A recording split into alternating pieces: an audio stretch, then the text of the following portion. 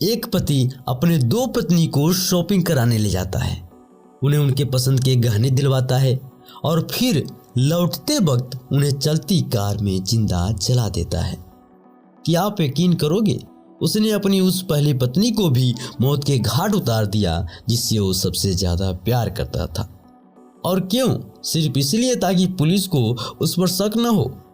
आज की कहानी एक ऐसी सातिर दिमाग की है जिसने परफेक्ट मर्डर के चक्कर में अपनी पूरी दुनिया को जला डाली। रोंगटे खड़े कर देने वाली ये दास्तान आप आखिरी तक जरूर देखिएगा। तारीख था 19 दिसंबर 2017 और जगह राजस्थान का जलौर और टाइम दोपहर का वक्त था। सड़क किनारे एक कार में भीषण आग लगी थी। गांव वाले बाल्टी भर भर कर पानी डाल रहे थे, लेकिन आग इतनी तेज थी कि कार लोहे के ढांचे में बदल गया। पुलिस मौके पर पहुंची। जब जली हुई कार के अंदर झांकी गई तो सबका होश उड़ गया। अंदर दो लाशें थी, कोयले की तरह काली पड़ गई थी क्योंकि 100% वो जल चुकी थी। तभी वहां एक शख्स चीखता हुआ आता है। उसके हाथ झुलसे थे। वो रोते हुए कहा, साहब मेरी पत्नियां कार में रह गई। उस शख्स का नाम था दीपराम और कार में मरने वाली औरत थी उसकी दो पत्नियां, मालू देवी और दौली देवी। अस्पताल में पुलिस दीपराम से पूछताछ की तो दीपराम एक ऐसी कहानी सुनाता है जिस पर किसी को शक ना हो। वो कहता है, साहब मैं ठेकेदारी का काम करता हूँ। आज खुश था तो दोनों बीवियों को गहने दिलवाने के लिए ले गया। वापस लौटते वक्त गाड़ी में कुछ खराबी आई। मैं नीचे उतरा, तभी अचानक आग लग गई। मैं उन्हें बचाने भागा, लेकिन ऑटो लॉक की वजह से दरवाजा नहीं खुला। वो अंदर तड़पती रही, मैं बाहर जलता रहा पर बचा नहीं सका साहब। पुलिस ने तफ्तीश की, गहने वाले दुकान पर गई। बात सच निकली। मैकेनिक से पूछा, उसने कहा हाँ, शॉर्ट सर्किट की वजह से लॉक फंस सकता है। सबको लगा ये एक बदनसीब पति है, लेकिन पुलिस की टीम में दोस्तों एक ऐसा अफसर भी था जिसे दाल में कुछ काला लग रहा था। अफसर को 3 बातें सबसे अजीब लगी। पहला कि दीपराम ने पूरे गांव और रिश्तेदार को बता रखा था कि आज वो पत्नियों को गहने दिलवाने जा रहा है, और यही बात उसे खटकने लगी क्योंकि ये आमतौर पर लोग ढिढोरा नहीं पीटते ऐसे बातों का।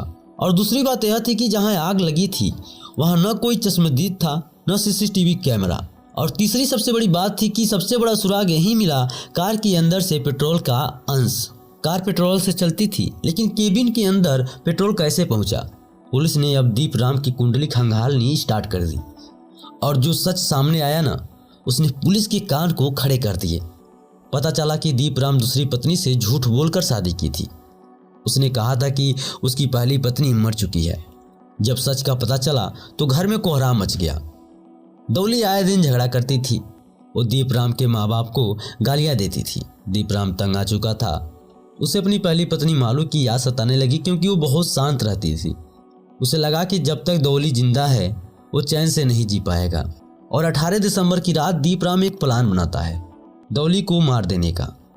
उसने गहने दिलवाने के बहाने उसे राजी किया। कार में चुपके से 2 लीटर पेट्रोल भी रख दिया था, लेकिन अगली सुबह पासा पलट गया।